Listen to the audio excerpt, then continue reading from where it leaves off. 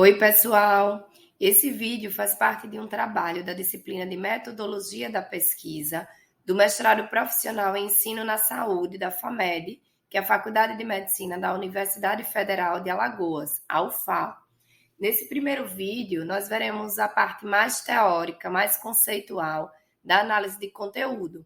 E em outro vídeo, observaremos uma parte prática, será a análise de conteúdo na prática. Depois de concluir uma etapa de coleta de dados exaustiva, surge a questão: como interpretar tantas informações? E é aí que entra a análise de conteúdo, que é definida como um conjunto de técnicas que emprega procedimentos sistemáticos e objetivos de descrição do conteúdo das mensagens. É o método mais utilizado para se analisar dados qualitativos. E qual o objetivo? Para que serve a análise de conteúdo? Para reduzir um texto, mensagem, fragmento, etc., em partes menores que possam ser mensuradas, codificadas e analisadas. No Brasil, a técnica ganhou relevância através da psicóloga Laurence Bardin, após a publicação do seu livro Análise de Conteúdo. Embora seja uma técnica moderna que foi apresentada no século XX, a análise de conteúdo tem uma origem antiga. Ela nasceu por meio da avaliação minuciosa dos textos bíblicos. Segundo Bardin, o primeiro nome que realmente ilustra a história da análise de conteúdo é o de Lasswell, que analisou a imprensa e a propaganda em meados de 1915. O objetivo era medir o impacto sensacionalista dos artigos. Posteriormente, com o advento da Primeira Guerra Mundial, o interesse voltou-se ao estudo da propaganda. Com a Segunda Guerra Mundial, a análise de conteúdo foi largamente utilizada na análise de propagandas subversivas de jornais e revistas, principalmente com ideologias nazistas. No princípio da década de 50, houve uma frustração dos próprios autores em relação ao método, e a partir de 1970 até os dias atuais, o método é visto numa perspectiva qualitativa e há o surgimento de novas técnicas. Após as entrevistas, para que se possa trabalhar com os dados, é necessário transcrevê-los, ou seja, migrá-los do áudio para a escrita.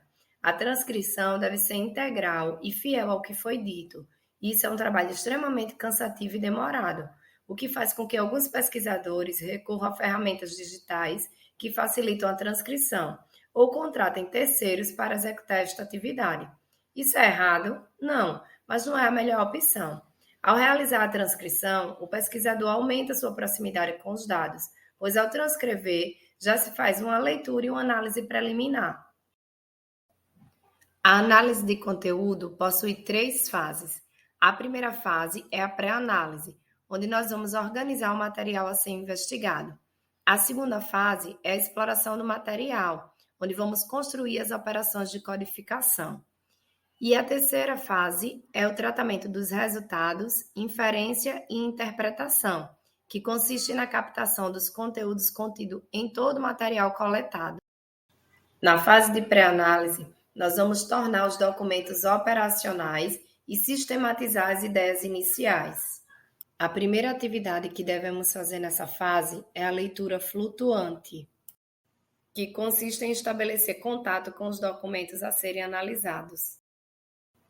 Conhece-se o contexto e deixa-se fluir impressões e orientações. Em seguida, vamos preparar o material, formulando hipóteses ou questões norteadoras. A hipótese é algo que nos propomos a verificar. Ela impulsiona a pesquisa científica e, a partir daí, definimos o objetivo geral. Com isso definido, podemos partir para a constituição do corpus, que é a delimitação do material a analisar. Algumas regras nos ajudam a montar um bom corpus. A primeira regra que devemos pensar é a exaustividade. Deve-se esgotar a totalidade do acervo, não deixar nenhum documento de fora. Temos ainda a representatividade, onde a amostra deve representar o universo. Homogeneidade, onde os dados devem se referir ao mesmo tema. A pertinência, Ou seja, os documentos precisam se adaptar ao conteúdo e objetivos previstos. E, por fim, a exclusividade, que significa que um elemento não deve ser classificado em mais de uma categoria.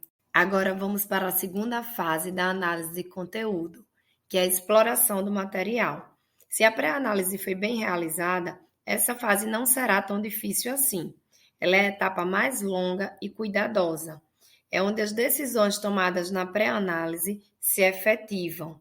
Os dados brutos são transformados de forma organizada e agregados em unidades. Dessa forma, iniciamos a codificação.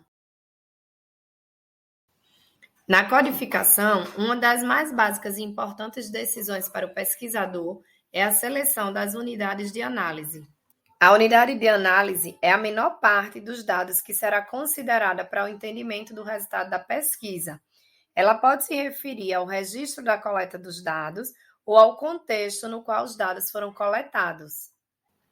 A unidade de registro é a parte do texto que será utilizada para registrar os dados em um código, ou seja, fazer a codificação.